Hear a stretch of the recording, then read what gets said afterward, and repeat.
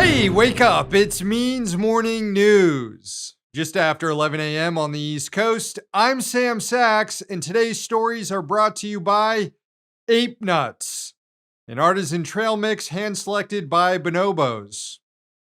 Ape Nuts. Find it wherever you get your nuts.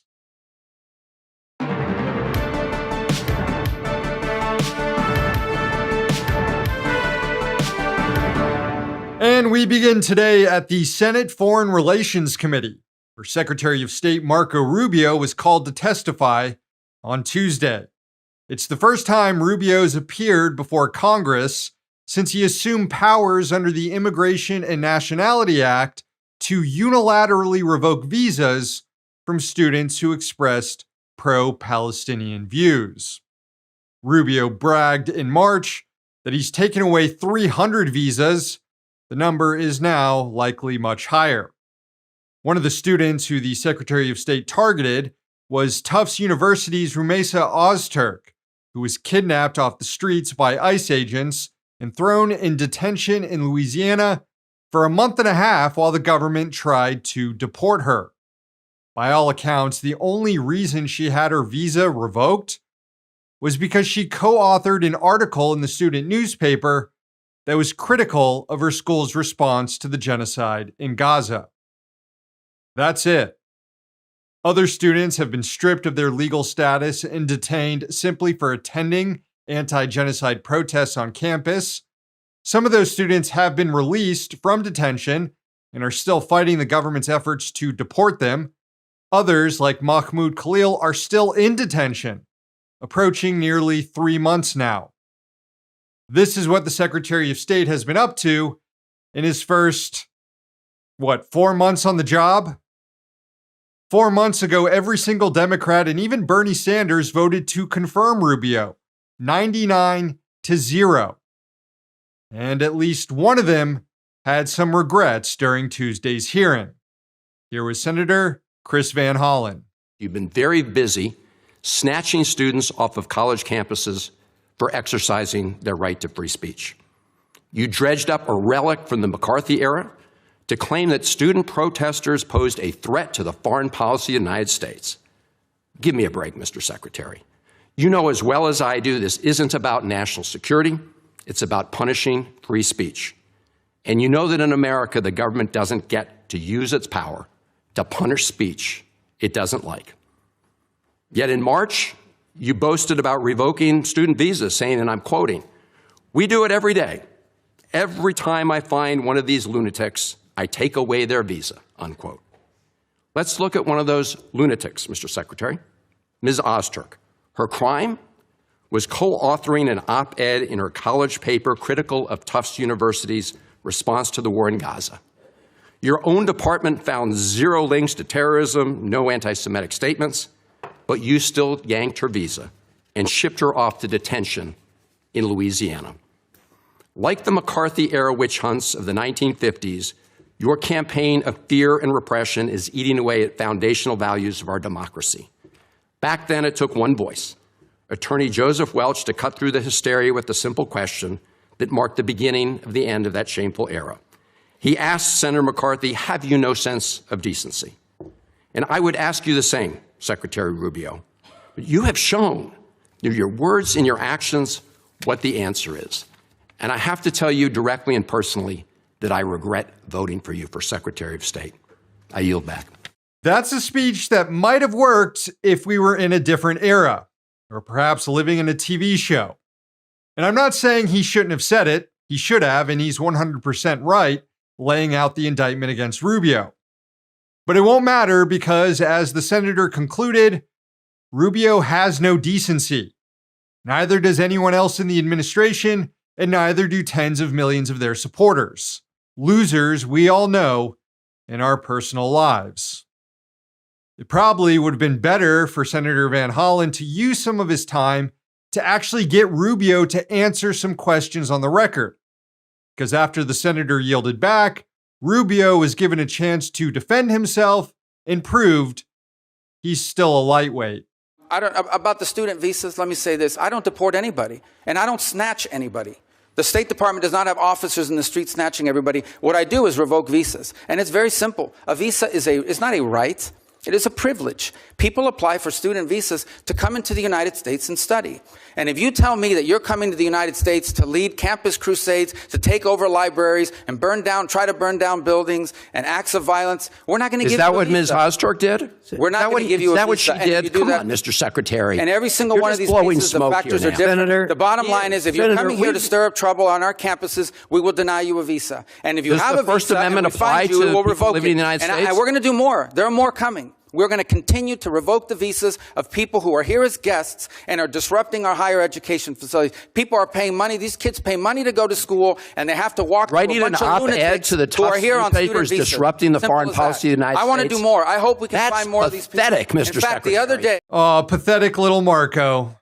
He probably has memories of getting mocked in college for being a Bob Dole Republican, and now finally he gets to exact his revenge on his ideological enemies by helping the president launch another Red Scare.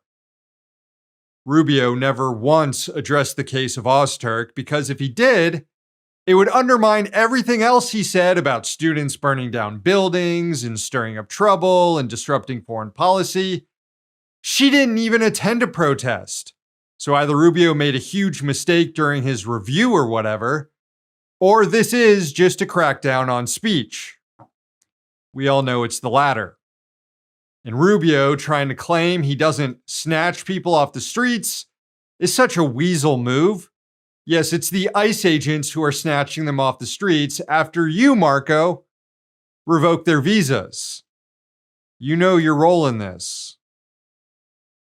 Speaking of ICE, Department of Homeland Security Secretary Kristi Noem was back on Capitol Hill. As Rubio is testifying, Noem was appearing before the Senate Homeland Security Committee, where she once again glitched out. White House officials, including Secretary Noem, have endorsed the idea of suspending habeas corpus. And Senator Maggie Hassan wanted to ask her about that, but first the senator wanted to know if the secretary can even define what the term means. Turns out she can't. The White House Deputy Chief of Staff recently said that the Trump administration is actively looking at suspending habeas corpus. Last week, you were asked about this, and I want to clarify your position because it's obviously really important to get this right. So, Secretary Noem, what is habeas corpus? Well, habeas corpus is a constitutional right that the president has to be able to remove people from this country and suspend their right to. Let me stop you, ma'am. Habeas corpus, excuse me, that's incorrect. Not only is that incorrect, it's shockingly stupid. Habeas corpus is a constitutional right the president has to deport people? What on earth are you talking about? I would say this is Noem's brain on Botox, but I remember back when she was in Congress before the MAGA glow up, and she was awful and stupid back then too. Habeas corpus is, of course, the right we all have, not the president, to challenge our detention by the government in court. So it's kind of the opposite of how Secretary Noem described it.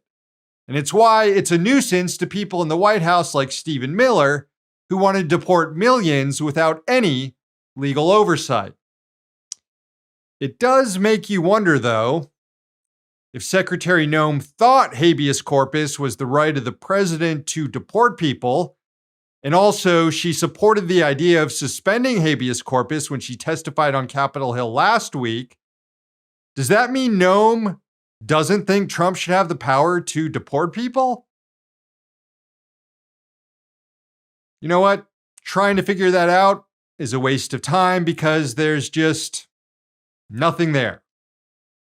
There's nothing going on up there at all. Back to little Marco, though. This entire thing where he takes students' visas away over pro-Palestine speech, and then the lady who doesn't know what habeas corpus is rounds them up and deports them, is one of the more openly fascist things the administration is up to. It's, of course, not the only thing, though. Marco is also involved in the president's decision to close down all refugee resettlement programs, with one exception: white South Africans. a blatantly racist policy that the secretary was asked to defend during that hearing on Tuesday. Heading back to the Senate Foreign Relations Committee, here's Senator Tim Kaine. For the first time, this administration has said Afrikaners get an easy pass and refugee programs for the remainder of the world are shut off. And you can't say to the American public that we should apply this statute in an even-handed way. No, I think it should be applied in a way. No, well, you shouldn't be shocked. It should be applied in the national interest of the United States. Our immigration policy should be based on the national interest of the United States. Period. End of story. If there is a subset of people that are easier to vet, who we have a better understanding of who they are and what they're going to do when they come here, they're going to receive preference, no doubt about it. Look, it's just a fact that white Afrikaners are easier to vet, okay? And it just so happens that they all fit neatly in what this administration perceives to be in our national interests, okay? If you're assuming race plays any factor, then that makes you the racist. Just please don't ask me to elaborate on what I believe our national interest means here. Anyway, as Afrikaners are being welcomed with open arms, the Trump administration deported a group of men to South Sudan in violation of yet another court order. A judge in Boston instructed the government to retain custody of the men and prepare to return them since courts had previously protected them from deportation to a third country. None of the individuals are from South Sudan, which is on the verge of a civil war that the State Department has instructed U.S. citizens not to travel to. The White House sees it as an ideal dumping ground for non-white immigrants living in the U.S.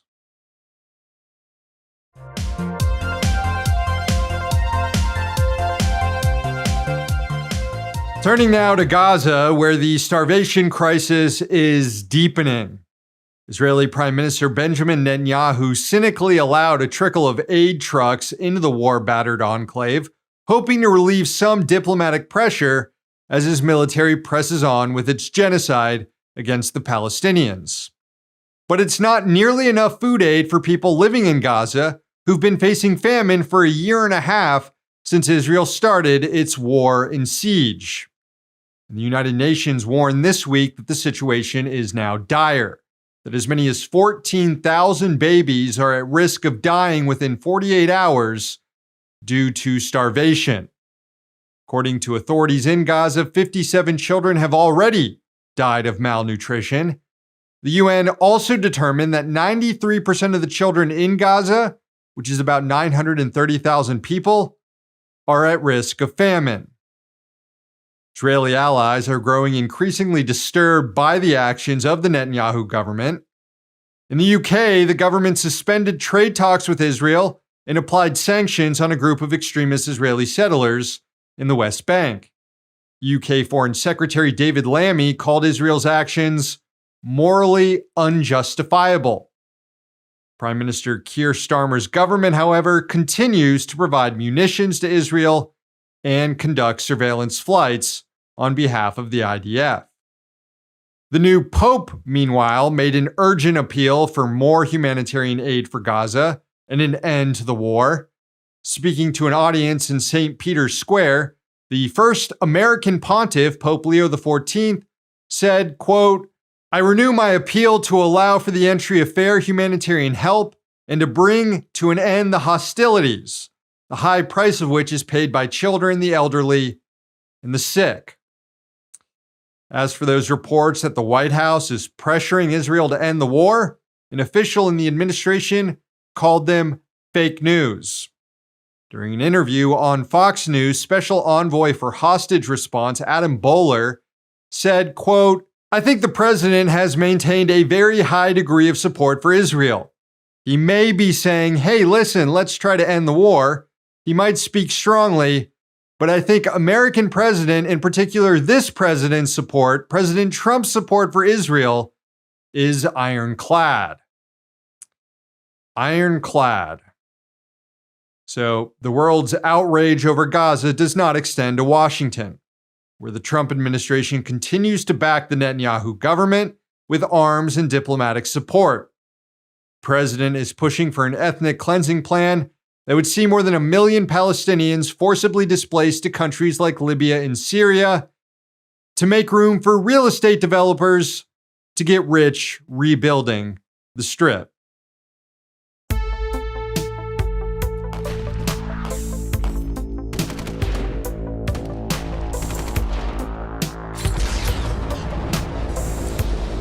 President Trump spent Tuesday morning lobbying Capitol Hill to pass his big, beautiful bill, a budget that for the first time gives the Pentagon over $1 trillion, paid for in part by cuts to Medicaid and food assistance programs.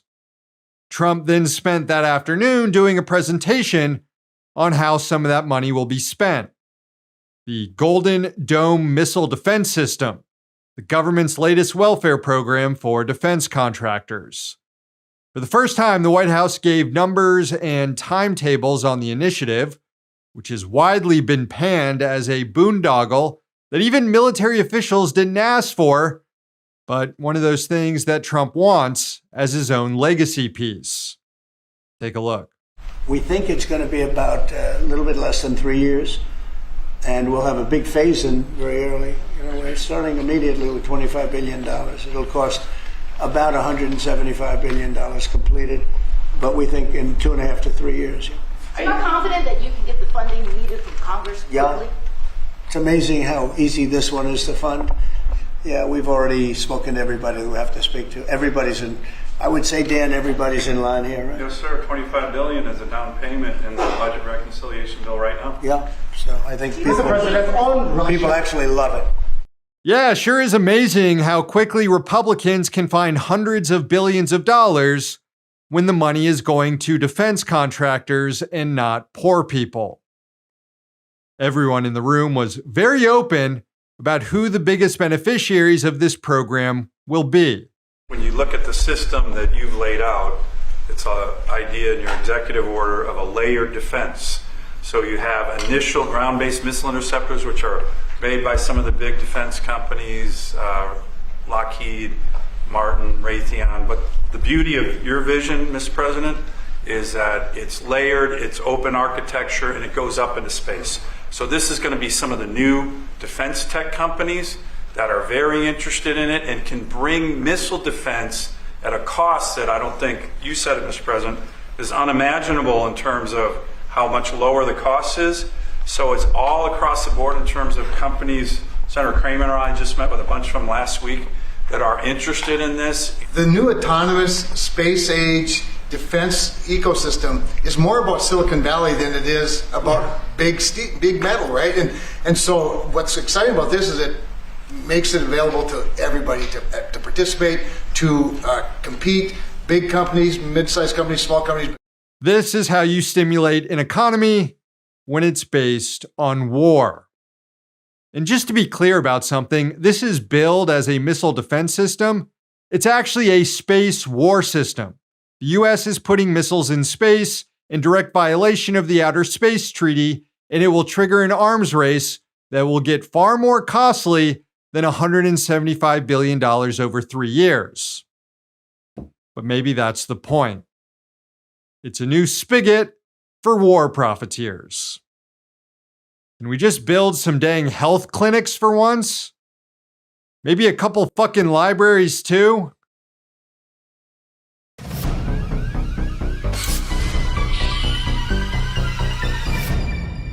New research published in the Bioscience Journal calculated the threat man-made climate change poses to the survival of entire species living on the planet.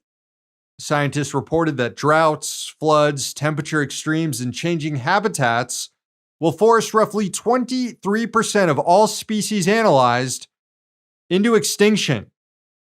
That includes 64% of hydrozoa species, those are like jellyfish, 35% of anthozoa, which are corals and sea anemones and other types of marine invertebrates, 26% of arachnids, spider-like creatures, 10% of amphibians, 5% of mammals.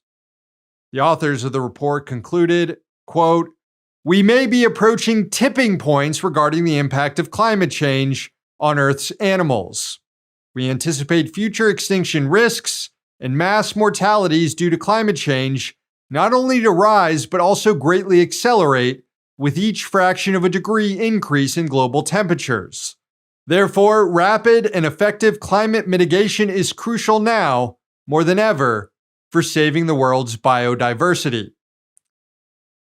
Well, not only are the president and Republicans in Congress not doing effective climate mitigation, they're doing the opposite. They're accelerating global warming, and at the same time, they're weakening endangered species protections. Under Trump, the Fish and Wildlife Service and the National Marine Fisheries Service have moved to redefine what the word harm means in the Endangered Species Act so that it no longer includes destruction of an animal's habitat. That would be a boon for extraction capitalists who want to develop lands that are currently home to endangered species. The rule change was proposed in April, kicking off a public comment period. Environmental groups have promised to sue if it's finalized.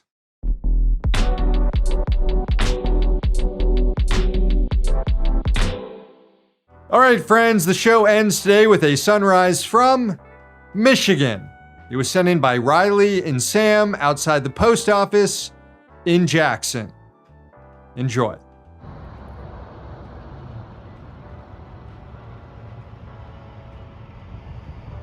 Thank you, Riley. Thank you, Sam. That's the show. Thanks for watching. Thanks to the team behind the scenes. Find more MMN at means.tv. We also have a YouTube and podcast channel, and you can find us on Twitter, Instagram, and Blue Sky. One day, capitalism will fall. Until then, we'll be right here. Except for the rest of the week, the team has the day off. So, we'll see you next week.